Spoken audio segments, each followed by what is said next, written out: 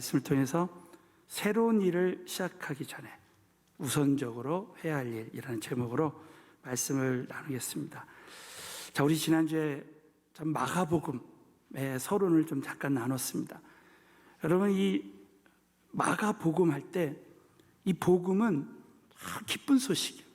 저와 여러분이 이 마가복음 이번에 강해를 말씀을 들을 때마다 한번 이렇게 도전했으면 좋겠어요. 좀 나에게 이 생명의 복음, 영원한 이 복음을 주셨는데 이 복음을 깨닫고 그것을 막 누리고 그것을 전하는 자가 되자 하는 이 목표를 한번 잡았으면 좋겠어요. 자, 우리 한번 왼손 한번 내밀었어요. 자, 복음을 깨닫고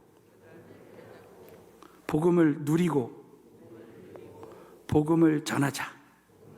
자, 한 번 더. 복음을 깨닫고 누리고 전하자. 자, 믿음으로 말한 대로 그대로 될 줄로 믿습니다. 여러분, 이 복음은 참 기쁜 소식이에요. 그래서 이미 주신 복, 바로 예수 그리스도를 우리가 믿을 때 정말 우리가 상상할 수 없는 영원한 복을 이미 받았습니다. 그 기쁜 소식이 있는 사람은 이 세상의 문제는 아무 문제 아닌 거예요. 저는 이 말씀을 묵상하다가 한번 이런 생각을 해봤어요. 어떤 사람이 광산에서 석탄을 막 캐다가 어느 순간에 다이아몬드를 발견한 거예요. 막 땀 흘리며 일하다가 그 다이아몬드를 발견한 순간에 모든 근심이 다 사라지고 얼굴이 바뀝니다. 그 다이아몬드 있는 장소는 그분만 알아요. 그걸 캐가지고 다 하는 거야. 그러니까 이분의 얼굴에 분명히 일은 힘들고 어려운데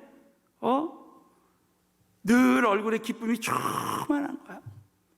그 보석을 발견한 거야. 사랑하는 성도 여러분, 이 다이아몬드 보석보다 더 어마어마한 천국의 보화를 저와 여러분은 이미 예수 믿을 때 갖게 된 줄로 믿습니다.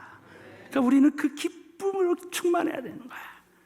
자, 그래서 한번 옆 사람에게 한번 얼굴 보고 인사, 우리 예수님 한 분만으로 기뻐합시다. 그러세요. 할렐루야. 이 복음을 깨닫고 목사님의 얼굴에서 늘 예수 그리스도의 그 피 묻은 복음의 그 기쁨, 그 복음의 능력이 나타나고 늘 얼굴에 분명히 문제는 있는데 그 광산에서 석탄 캐는 물론 그 어려움이 물론 있겠지만 그거와 비교가 안 되는 큰 기쁨이 있기 때문에 얼마든지 모든 환경을 뛰어넘고 이길 수 있습니다. 저와 여러분이 이 마가복음에서 함께 하시는 우리 예수님의 그 피 묻은 복음의 능력이 저와 여러분에게 능력이 되고 큰 기쁨이 되어서 모든 이 코로나19의 환난을 이겨나갔으면 좋겠습니다. 그래서 우리는 이 마가복음을 통해서 복음을 깨닫고 누리는 것뿐만 아니라 우리 모두가 예수님의, 자, 한번 왼손을 내보세요. 자, 예수님의 비전. 다시 한번 크게, 예수님의 비전, 예수님의 성품, 예수님의 삶, 이 세 가지를 닮아가게 되시기를 예수의 이름으로 축원합니다. 그래서 정말 우리 이 예수님의 그 비전, 하나님이 주신 그 비전 붙들고 살아. 또 예수님의 그 성품이 나의 성품이 되기를 간절히 삼아요. 또 예수님의 그 삶을 따라가는 겁니다. 자, 오늘 이 말씀은 예수님이 이제 이 땅에 오셔서 처음으로 이제 공생애를 하나님이 예수님에게 예수님을 이 땅에 보내셔서 하나님의 일을 시작하시는 그런 장면입니다. 예수님이 이 땅에서 하나님이 하라고 하신 일을 시작하는 날인데, 여러분, 우리 예수님이 어떻게 새로운 일을 시작했을까? 시작했을 때 우선적으로 어떤 일을 하셨는가? 오늘 세 가지를 여러분 나눌 때 한번 우리 모두가 우리의 삶 가운데 적용했으면 좋겠습니다. 자, 따라서 새로운 일을 시작하기 전에 우선적으로 할 일이 있다. 자, 그 첫 번째가 하나님의 때를 기다려야 된다는 거예요. 자, 큰 소리로 선포. 하나님의 때를 기다려야 합니다. 여러분, 예수님은 하나님의 때를 오랫동안 기다렸습니다. 오늘 마가복음 1장 9절에 보면 그때에 예수께서 갈릴리 나사렛으로부터 와서 요단강에서 요한에게 세례를 베푸셨다. 세례를 받으셨다 그랬어요. 자, 그때 여러분, 때에 성경에 두 가지가 있다 그랬죠. 크로노스와 카이로스가 있는데, 이 크로노스는 지금이 9시면 이게 9시, 10시, 11시가 이게 크로노스에 흘러가는 시간이에요. 근데 카이로스는 뭐냐면 하나님의 시간표입니다. 하나님의 때. 사도행전 3장에 보면 베드로와 요한이 성전에 가다가 안진뱅이를 만났습니다. 안진뱅이를 보고 내가 나사렛 예수 이름으로 명하노니 일어나 걸어라 할 때 벌떡 일어났어요. 여러분, 하나님의 기적이 함께 하시는 때가 하나님의 때인 줄로 믿습니다. 여러분, 우린 24시간 늘 하나님과 동행할 때, 우리가 하나님과 함께 할 때 그 시간이 카이로스의 기적의 시간이 될 수 있는 거예요. 저는 우리 금요 집회마다 하나님의 카이로스의 기적이 일어났으면 좋겠습니다. 그 예수님은 그 하나님의 때를 오랫동안 기다리셨다가 그때 이제 예수께서 비로소 이제 요한에게 세례를 받으시는 거야. 그때가 언제냐면 누가복음 3장 23절에 보면, 여러분 이제 이걸 성경신학이라 그래요. 성경을 성경으로 해석하고 또 관계된 성경들을 통해서 하나님의 뜻을 깨닫는 거예요. 자, 오늘 이 누가복음 6장 23절에 보면 예수께서 가르치심을 시작할 때 누가복음에서는 이렇게 본 거예요. 예수님이 가르치심을 시작하실 때가 언제냐? 30세. 그러니까 예수님은 30년을 기다린 거예요. 30년을. 사람이 아는 대로는 요셉의 아들이니 요셉의 이상은 헬리오 그랬습니다. 여러분, 30세가 되기까지 고향이 나사렛에서 요단강에 이제 오셨습니다. 자, 지금까지 뭘 하셨어요? 기다리셨습니다. 그래서 하나님은 그냥 자기의 감정대로, 자기의 그냥 목적대로 사는 게 아니라 하나님의 때를, 하나님의 시간표대로 움직였습니다. 자, 요한복음 2장 4절에 보면, 여러분 잘 아신 대로 요한복음 2장에 보면 가나안 혼인잔치가 나와요. 그래서 그 물이 포도주가 되는 기적을 예수님이 일으키십니다. 자, 그때 여러분 예수님이 하신 말씀이 있어요. 다 함께 믿음으로 봉독합니다. 시작. 예수께서 가라사 내 때가 아직 이르지 못. 내 때, 하나님의 때가 있는 거예요. 그 예수님이 십자가에 못 박혀 돌아가시고 부활하심을 말씀하시면서 마태복음 16장에 가서 얘기했습니다. 이때까지는 철저하게 예수님께서 하나님의 시간표대로 철저히 움직였습니다. 그러므로 사랑하는 성도 여러분, 저와 여러분이 이 코로나19의 환란 속에서 어떤 사람은 무조건 경제적인데 모든 목적을 두고 새로운 사업을 시작하려고 하고, 어떻게 하면 돈을 벌까, 이런 쪽으로만 막 생각을 하고 너무 급하게 기도하지 않고 많은 일을 그냥 막 시작합니다. 근데 사랑하는 성도 여러분, 저와 여러분이 이 기다림에 대한 중요한 말씀이 하나 있어요. 이사야서 30장 18절입니다. 저는 이 말씀을 하나님이 레마로 주셨어요. 우리 다 함께 이사야서 30장 18절 말씀을 읽겠습니다. 자, 그러나 여호와께서 기다리시나니 이는 너희에게 은혜를 베풀려 하시며 일어나시리니 이는 저희가 긍휼히 여기려 하심이니라. 대저 여호와는 공의 하나님이시라. 무릇 기다리는 자는 복이 있도다. 자, 따랐습니다. 하나님을 기다리는 자는, 하나님의 때를 기다리는 자는 마침내 복을 주십니다. 이 말씀의 핵심이 바로 그것입니다. 그래서 기다림의 훈련을 한 사람과 기다리지 못한 사람의 큰 차이가 있습니다. 성경에 사라와, 아브라함의 아내였던 사라와 다윗의 큰 차이점이 있어요. 여러분, 사라는 분명히 하나님이 아브라함과 사라를 통해서 아들을 준다고 했습니다. 근데 기다리지 못했어요. 그래서 결국 몸종 하갈과 아브라함을 동침하게 하고 결국 이스마엘을 낳았습니다. 여러분, 결국 이스마엘이 어떤 사람이 됐습니까? 중동 지방의 조상이 됐어요. 지금의 IS의 아마 조상일 것이다. 그래서 끊임없는 중동과 또 이스라엘과 하나님의 사람들과 끊임없는 그런 충돌이 일어나는 거예요. 마침내 복이 되지 않았습니다. 어떤 걸 교훈해 주고 있습니까? 우리가 기다리지 않으면 마침내 복이 되지 않아요. 그러면 여러분, 우리가 너무나 잘 아시는 다윗을 보시죠. 왜 다윗의 지금 예를 또 드냐면, 여러분, 다윗은 얼마든지 자기가 왕 되고 싶어서 왕 될 수도 있었어요. 분명히 사울왕을 죽일 기회가 몇 번 있었습니다.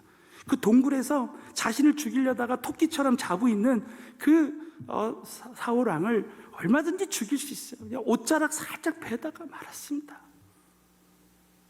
끝까지 다윗이 기다렸습니다. 하나님의 때를. 절대 하나님을 거스르지 않는 거예요. 여러분, 결국 많은 성경학자들이 다윗이 이렇게 왕이 되는 데까지 얼마 걸렸냐면 15년이 걸렸다는 거예요. 15년을 철저하게 내가 하려고 하지 않고 하나님의 때를 기다린 거예요. 그리고 다윗 왕국이 세워질 때까지 또 7년을 기다린 거예요. 그 무려 22년 동안 하나님의 시간표대로 철저히 움직였습니다.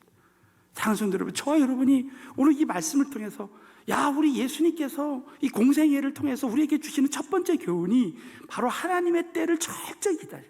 우리 서울은혜교회 성도님들은 그냥 행동이나 이것이 무슨 일을 하기 전에 절대 기도하지 않고 막 시작하는 것이 아니라 저와 여러분이 우리 예수님처럼 정말 철저하게 하나님의 시간표대로 정말 하나님께 충분히 기도해보고 여러분 새로운 일을 시작하게 되시기를 예수 이름으로 축원합니다. 두 번째는 하나님의 목적을 따라가야 돼. 자, 따라서 하나님의 목적을 따라가야 한다. 참, 예수님은 철저하게 하나님의 목적을 따라 사셨습니다. 어떤 사람은 많은 경우에 야망을 가지고 삽니다. 예수 믿고 나서도 하나님을 이용하는 거예요. 하나님 도와주세요. 저를 이런 사람이 되게 해주세요. 이런 부자가 되게 해주세요. 모든 온통 기도 제목이 그냥 복받는 기도 제목입니다. 저희 교회에서는 절대 기복신앙을 가르치지 않습니다. 사랑하는 성도 여러분, 우리가 정말 예수님 따라가고 하나님 따라가면 복은 따라오게 돼 있는 거야. 믿으시면 아멘 해보세요. 우리가 복을 따라가면, 세상의 복을 따라가면 절대 복이 되지 않습니다. 예수님은 철저하게 하나님의 목적을 따라 세웠습니다. 여러분, 요한복음 4장에 보면 예수님이 우물가의 여인, 사마리아 여인을 만날 때 왜 만나러 가셨습니까? 그 영혼을 전도하기 위해서. 여러분 아시죠? 그 사마리아 여인 한 사람 때문에 간 거예요. 근데 그 여인 한 사람이 변화되니까 사마리아가 변화되는 거예요. 여기 계신 분들 한 사람만 변화돼도 지역이 변화되는 거예요. 여러분, 예수님은 철저하게 목적을 가지고 목적을 따라 사셨습니다. 그때 여러분, 이 사마리아 여인과의 대화를 마친 다음에 제자들이 이제 음식을 가져왔습니다. 선생님, 예수님 드시죠? 아니다. 내게는 너희에게 알지 못하는 양식이 있다는 거예요.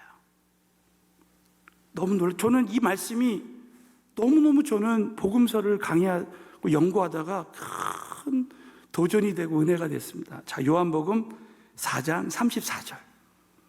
저는 여러분 이 말씀을 우리 모두가 기억했으면 좋겠어요. 다 함께 믿음으로 봉독합니다. 시작. 예수께서 이르시되 나의 양식은 나를 보내신 이의 뜻을 행하며 그의 일을 온전히 이루는 이것이니라. 믿으시면 크게 하면 아멘. 예수께서 이르시되 나의 양식은, 우리는 양식을 위해서 일하고 양식을 위해서 기도하고 양식이 우선돼서 삽니다. 근데 예수님은 나의 양식은 나를 보내신 이의 뜻을 행하며 하나님의 목적을 따라가며 그 일을 온전히 이루는 것이 양식이라는 거예요. 자, 이 말을 묵상하다가 쉽게 이렇게 한번 여러분 제가 풀어보겠어요. 여러분, 우리 한국말에 이런 말이 있잖아요. 거짓말을 밥 먹듯이 한다고. 근데 예수님은 하나님의 목적을 따라가는 것을 밥 먹듯이 하시는 거예요. 사랑하는 성도 여러분, 우리의 양식은 하나님의 목적을 따라 사는 삶이 되어야 될 줄로 확신합니다. 하루에 우리가 3번 밥을 먹잖아요. 정말 늘 과연 나는 하나님의 목적을 위해서 살고 있는가? 그것을 늘 돌아보는 거예요.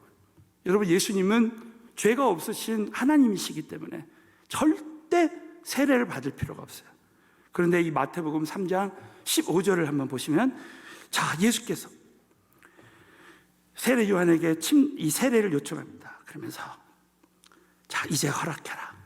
우리가 이와 같이 하여 모든 의를, 하나님의 의를 이루는 것이 합당하니라 하신다. 이에 요한이 허락하는지라. 그 이유가 뭡니까? 세례 요한의 세례는 죄인임을 인정하는 세례고, 예수님의 성령 세례는 죄를 도말하는 세례를 하랬어요. 여러분, 성령 받으면 죄가 다 도말돼 버려요. 성령 받은 사람은 원죄가 다 해결돼 버리는 거예요. 근데 이 세례 요한의 세례는 죄인임을 인정. 왜 예수님이 굳이 이 세례를 받아야 됩니까? 예수님은 철저하게 인류의 죄를 대신해서 이 땅에 오셨기 때문에 세례 요한의 이 세례를 받으시는 거예요. 그리고 나서 하나님의 결국 목적대로 끝까지 십자가에 못 박혀 돌아가시고 부활하시고 승천하시고 나중에 성령으로 오시는 거예요. 여러분, 저와 여러분이 신앙생활할 때 꼭 잊지 말아야 될 것은 우리 언제 하나님이 오늘도 얘기 들으니까 저 브라질은 하루에 1,000명 이상씩 죽어. 많은 어떤 나라들은 지금 하루에 1,000명 이상씩 막 죽어갑니다. 언제 내 차례가 될지 몰라요. 여러분, 결국 우리는 이 땅에서 육체가 있는 동안에, 제가 육체가 있는 동안에 우리 교회에서 늘 하는 얘기예요. 육체가 있는 동안에 꼭 예수 믿고 성령 받아야 되고, 두 번째는 정말 이 땅에서 나의 시간과 열정과 모든 것을 하나님의 목적을 위해서 살아야 돼요. 자, 따라서 하겠습니다. 나의 시간과 열정과 모든 것을 하나님의 목적을 위해서 살아야 됩니다. 제가 참 도전받던 것이 한국의 어느 큰 교회 목사님 은퇴하시면서 한마디 하신 게 뭐냐면 십자가만 남는다. 결국 십자가 외에 나머지는 다 공력으로 불타는 거예요. 그러니까 저와 여러분이 신앙생활할 때 나의 목적대로 산 거는 아무것도 아니야. 다 불타버려. 그러나 하나님의 영광을 위해서, 하나님의 목적을 위해서 산 것은 영원하다는 거예요. 그러니까 사업을 해도 난 하나님 이 사업을 진짜 영원 구원을 위해서 드리겠습니다. 그러면서 거기 있는 오시는 분들을 다 전도해서 월급을 주는 이유가 그냥 휴가를 주는데 저 앞으로 우리 교회가 사랑의 불꽃을 이제 하겠지만 3박 4일 은혜 받으라고 그냥 유급 휴가를 주는 거야. 예? 그리고 전도하려고 월급도 올려주고 막 목적이 다른 거예요. 그러니까 오히려 회사가 더 잘 되고 그 모든 프로핏을 영혼 구원을 위해서, 선교를 위해서 다 하나님이 딱 저는요 가끔 어느 회사에 신방 가면 진짜 이 회사는 정말 기도해드리고 싶다. 그리고 잘 될 수밖에 없다. 왜냐하면 그 목적이 하나님이니까. 하나님의 목적대로 사는 거. 여러분, 그렇게 할 때 지금 당장의 그 십자가가 우리에게는 참 험난한 길일 수 있지만, 사랑하는 성도들, 우리 예수님이 나중에 말씀드리겠습니다. 예수님은 히브리서 12장에 보면 그 앞에 있는 부활의 즐거움을 위해서 지금의 십자가를 참았다는 거예요. 우리 서울은혜교회는, 우리 사랑하는 성도님들은 정말 우리 앞에 있는 영원한 상급을 위해서 눈물로 씨를 뿌린 자는 기쁨으로 거둔다고 했잖아요. 사랑하는 성도, 영원한 천국에서 우리가 기쁨으로 큰 상급을 다 같이 받았으면 좋겠습니다. 그것을 위해서 우리는 그 앞에 있는 즐거움을 위해서 십자가를 참으시는 예수님처럼 바로 십자가를 정말 지고 가는 거예요. 저는 그 일에 내가 쓰임 받고 있는 것이 너무너무 감사하고 감사합니다. 저는 확신해요. 여러분, 십자가는 지금 당장은 우리에게 불편할 수 있지만 그 십자가를 지는 삶은 이 땅에서도 능력이요, 우리에게는 큰 기쁨이 되고 마지막에 최후에 웃는 큰 기쁨의 선물이 될 줄로 믿으시고, 저와 여러분은 이 말씀 통해서 하나님의 목적을 따라가는 저와 여러분 되시기를 예수 이름으로 축원합니다. 마지막으로는 하나님의 전적인 인도하심을 받아요. 자, 따라하겠습니다. 하나님의 전적인 인도하심을 받아야 합니다. 자, 우리 예수님이 우리 지난 주일에 왜 그렇게 새벽 기도를 하셨을까? 그것은 제자들에게 하나님이신 예수님도 새벽 기도의 모델을 보여주신 거예요. 새벽에 기도할 때 예수님을 보내주신 그 하나님의 그 부르심을 다시 한번 확신하고 하나님의 능력을 받아서 전도하고 귀신을 내어쫓으시고 병자를 고치시고 모든 사역을 감당하신 거예요. 그 이유가 뭡니까? 예수님께서도 새벽 기도가 얼마나 중요하다는 것을 보여주신 거죠. 마찬가지입니다. 우리 예수님은 늘 살아계신 하나님의 인도하심을 받았습니다. 자, 오늘 본문 말씀 마가복음 1장 12절에 보면 너무 놀랍죠. 자, 다 같이 1장 12절 일평생 잊지 않았으면 좋겠어요. 시작. 성령이 곧 예수를 광야로 보내십니다. 예수님도 성령님의 인도하심을 받은 줄로 믿습니다. 마태복음 4장 1절에도 보면 그때 예수께서 성령님께 이끌려, 우리 많은 사람들이 유혹에 이끌리고 감정에 이끌리고 욕심에 이끌리는데 예수님은 성령께 이끌렸어요. 저와 여러분이 일평생 살면서 성령님께만 사로잡히고 성령님께만 이끌림을 받았으면 좋겠습니다. 여러분, 성령님의 이끌림을 받는 게 얼마나 중요한지 몰라요. 그런데 마가복음 1장 13절에 보면 예수님이 이렇게 성령의 이끌림을 받을 때 광야에 40일을 계셨지만, 사단에게 시험을 받으셨지만 들짐승과 함께 계시니 천사들이 수종들더라 그랬어요. 이 말씀은 뭡니까? 예수님은 성령의 인도하심을 받을 때 얼마든지 그 광야의 어려움을 다 이겼다는 거예요. 여러분, 성령의 인도하심을 받는 사람은 그 앞에 어떤 일이 일어나도 모든 것을 다 예수님의 능력으로 이길 수 있게 될 줄로 믿습니다. 그러므로 저와 여러분이 마지막으로 한번 신명기 1장 30절. 자, 신명기 1장 30절. 제가 코로나라 아주 말씀의 핵심만 제가 전하고 있습니다. 여러분, 오늘 마지막으로요, 신명기 1장 30절 다 같이 읽습니다. 시작. 하나님께서 너희 앞서 행하시는 너희 하나님 여호와께서 애굽에서 너희를 위하여 너희 목전에서 모든 일을 행하신 것 같이 이제도 너희를 위하여 싸우실 것이며, 여러분도 믿으시면 크게 한번 아멘. 하나님은 너희 앞서 행하시네요. 자, 따라서 우리 앞서 행하시는 하나님, 하나님은 우리를 앞서서 다 준비하시고, 하나님 천지를 창조하실 때도 아담을 창조하기 전에 앞서서 모든 걸 다 준비하시고 부르시는 거예요. 하나님이 이 귀한 성전을 허락하실 줄 누가 아셨습니까? 다 준비하시고 하나님 모든 것을 다 지시하시고 우리를 지도해 주시고 가르쳐 주시고 여기까지 인도해 주시는 줄로 믿습니다. 그러므로 저와 여러분이 신앙생활 할 때 늘 내가 앞서지 말고 오직 하나님의, 우리 앞서 행하시는 우리 하나님의 전적인 인도하심을 받고 그분의 인도와 지도와 가르침을 받는 거예요. 저 지난 주간에 어느 목사님, 귀하게 쓰시는 어느 목사님을 만났는데, 그때마다 성령님의 인도하심을 받은 것을 서로 간증하는 거예요. 이 목사님이 어느 귀한 교회를 사역하다가 성령님이 어느 날 기도하는데 여기까지다 그러더래요.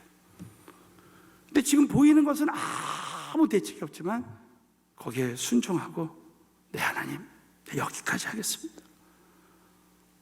그랬더니 몇 개월 후에 하나님이 너무 놀랍게 자기가 생각지도 않았던 그 지역으로 하나님이 그 목사님 인도해 주신 거예요.